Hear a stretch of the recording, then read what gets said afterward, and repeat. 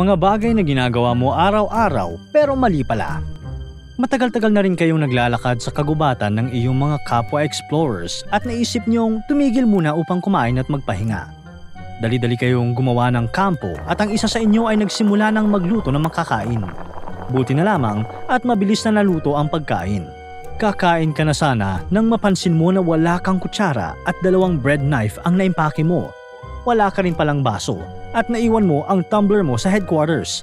Pero dahil gutom ka na ay ginamit mo na lang ang bread knife bilang kutsara at yung platito bilang baso. Natawa ang mga kasamahan mo dahil sa mga mali-mali mong paggamit ng mga bagay-bagay. Kahit napahiya ka ay sinabi mong, "Wala naman ito kung ikukumpara sa mga maling ginagawa ninyo na ukol sa pagkain." Agad naman nilang tinanggi at sinabi pa, "Sige nga, ano ba itong mga mali na sinasabi mo?" Ngumiti ka lang at sa isip mo ay siguradong magugulat ang mga kasama mo. Ano nga ba itong mga tungkol sa pagkain na ginagawa ng mali? Tara at pag-usapan natin ang mga bagay-bagay na maaaring ginagawa mo at ng iba araw-araw pero mali pala. Una sa listahan ay ang pagkain ng saging. Paano ba ang tamang pagkain nito? Para makakain ng saging ay dapat itong balatan. Ang laging ginagawa ng karamihan ay ang pagtanggal ng balat mula sa may tangkay nito. Napakasimple lang at pagkatapos ay may snack ka na. Pero ang tamang pagbalat nito ay mula sa may kabilang dulo. Pihitin dapat ng konti sa kahilain pababa. Ito kasi ang ginagawa ng mga unggoy at ito naman ang mas madaling gawin at mas praktikal.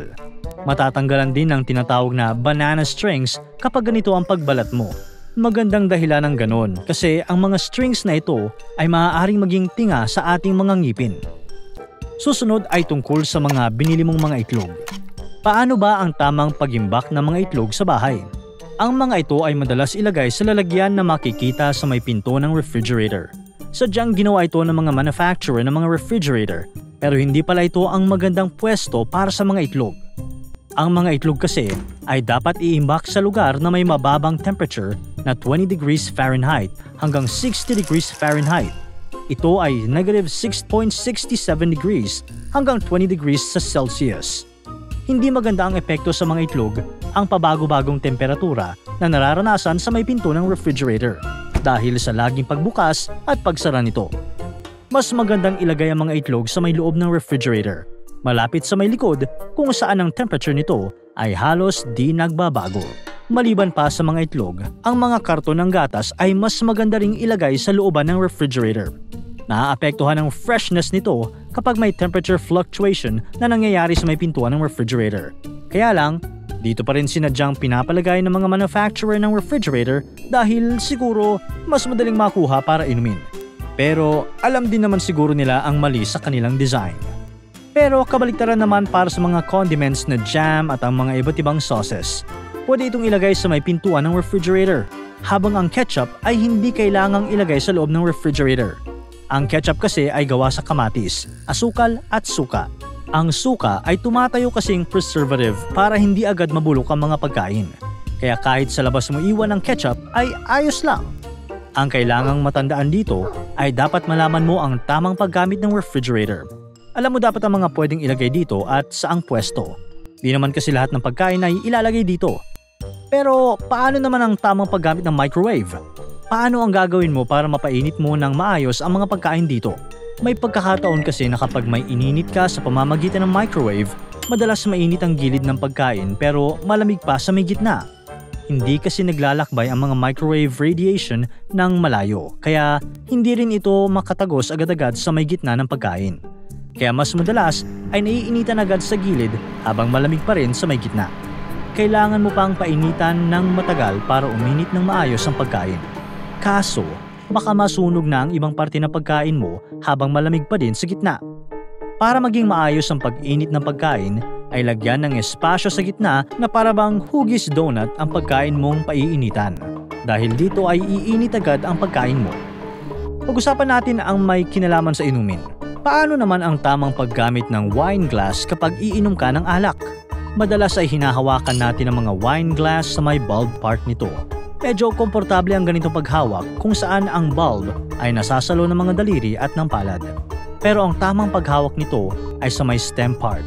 Kapag hawak mo dito ang wine glass, medyo malayo ang mga daliri mo sa may ilong kapag umiinom ka rito. Mahalaga ang ganito para malasahan mo ng mabuti ang alak. Ang amoy na pwedeng galing sa may daliri mo ay pwedeng humalo sa amoy ng alak. At dahil 80% to 90% ng ating panlasa ay apektado ng ating pang-amoy, makakaapekto ito sa pagtikim natin ng alak. At minsan ay mawawalan ka ng ganang kumain o uminom dahil sa naaamoy mo. Pero pag-usapan din natin ang iba pang mga inumin tulad ng kape, gatas at juice. Sa mga inuming ito ay kailangan nating magdagdag ng asukal para sa lasa. Pero paano ba ang tamang pagtunaw ng asukal? Ang pagtunaw ng asukal sa baso ay kadalasang minamadali. Kukuha ng kutsara at pagkatapos ay hahaluin ang asukal at ang kape, gatas o juice nang gamit ang circular motion. Minsan, tumatapon tuloy ang hinahalong inumin. Ang kailangan talaga ay linear motion na kahit mas mabagal ay mas mabilis pa ngang makatunaw ng asukal. Ito rin ay galawang pwedeng hindi mauwi sa pagkatapon ng inumin. Nasa tamang strategy talaga ang kailangan para makainom ka na agad ng gusto mong drinks. Ay, teka, bumalik tayo sa mga pagkain. Paano ba ang tamang pagkain ng pizza? Kapag ikaw ay bumibili ng pizza, ay may parang maliit na mesa sa gitna. Ito ay isang maliit na bagay na gawa sa plastic at kulay puti. Ito ay ang tinatawag na pizza saver at ito ang dahilan kung bakit hindi nadidikit ang tuktok ng pizza box sa ibabaw ng pizza. Pero ito ay may iba pang gamit. Pwede mo itong gamitin kapag kukuha ka ng slice ng pizza. Pwede mong gamitin ang pizza saver na panulak sa ibang bahagi ng pizza habang kumukuha ka ng slice. Madalas kasi ay hahawakan mo pa ang ibang parte ng pizza pag kumuha ng isang slice. Nakakahiya sa ibang kakain dahil nahawakan mo na yung slice nila ng pizza. May iiwan doon ang fingerprint mo at kung ano pang dumi na nasa kamay mo. Nakakawala ng gana ang ganoon. At ikaw naman, magiging malangis ang iyong kamay pag di mo ginamit ang pizza saver. Kailangan mo pang maghugas o kaya magpunas. Sayang sa oras dahil dapat kakain ka na lang sana. Sabihin naman natin na kailangan mo pang magluto at ang pinakamadali mong kayang lutuin ay ang itlog. Gusto mo ito kasi madalas ka nagmamadali, lalo na sa umaga. Pero paano ba ang tamang pagprito nito? Kung ikaw ay magluluto ng pritong itlog o scrambled eggs, dapat mong tandaan na gumamit ng medium o kaya low heat sa lutuan. Kahit na gustong-gusto mo nang kumain, kailangan mong pabayaang maluto ang itlog nang hindi gumagamit ng malakas na apoy. Madali kasing maapektuhan ng texture, lasa at kahit na yung protein na makukuha dito kung gagamit ng malakas na apoy. Isa pa, kapag malapit ng maluto ay mas magandang patayin na ang apoy ng lutuan at gamitin na lang ang init ng kawali para tuluyang maprito ang buong itlog. Minsan talaga ay di dapat magmadali para masarap ang magiging pagkain. Paano naman kung ang pagkain ay ice cream? Masarap at masayang kainin ang ice cream. Pero kapag ang lalagyan nito ay nabuksan na at inimbak ito sa refrigerator, ay di na ito kaaya-ayang kainin. Ang ice cream ay dapat kainin agad para malasahan mo ang pagiging creamy nito at pagkakaroon ng tamang-tamang pagiging solid pero soft pa din. Kapag kasi nabuksan na ang lalagyan at nailagay na sa refrigerator at lalo na kung sa freezer, ay magiging matigas ito na parang bato. Mahirap makasandok ng ice cream pag ganito. At kapag kumain ka, ay parang wala na ang smoothness and creaminess at parang may mga maliliit na yelo na namuo sa loob. Totoo namang may mga maliliit na yelo ang ice cream kapag inimbak mo sa freezer pagkatapos ng mabuksan. Bago kasi mabuksan ang lalagyan nito, ay masasabing airtight ang pagkakasara nito. Pagkabukas nito, ay papasok ang mga water vapor mula sa hangin. Pag tinago naman ito sa refrigerator, ay magiging ice crystals ang mga water vapor molecules na ito. Nag-iiba tuloy ang texture at pati ang lasa ng ice cream. Para maiwasan ito, ay lagyan ng wax paper o kaya plastic wrap sa ibabaw ng ice cream bago takpan ang lalagyan. Ito ay para hindi humalo ang water vapor na maaaring maging ice crystals kapag nasa freezer na. Pwede rin ilagay ang lalagyan ng ice cream sa isang airtight na plastic bag at ang ice cream ay mananatiling masarap at madaling ma-scoop. Ngayon, sabihin natin na kumakain ka na. Paano naman ba ang tamang bilis ng pagkain? Madalas kasi nagmamadali ang mga tao sa pagkain, tulad sa almusal dahil ayaw nilang maging late sa trabaho o kaya sa eskwela. Kapag naman sa lunch break ay binibilisan ng ilan ang pagkain para may oras pang mag-relax o kaya matulog bago magtrabaho na naman. Pagdating naman ng hapunan ay kumakain ng ilan habang nanonood ng TV o kaya ginagamit ang cellphone. Sa totoo, ang oras ng pagkain ay dapat seryosohin. Pwede kang kumain mag-isa at namnamin lamang ang pagkakataong makakain ng mga pagkain gusto mo. Pwede rin naman may mga kasama ka at ang oras ng pagkain ay magiging oras din para makasama ang mga taong mahalaga sa iyo. Ang mga oras na ito ay hindi naman dapat madaliin. Ito ay mga pagkakataong pwede kang mawalan ng stress habang naglalagay ka ng energy sa iyong katawan. Tama rin naman na bagalan mo ang iyong pagsubo para mas maganda ang pag-digest ng kinakain mo.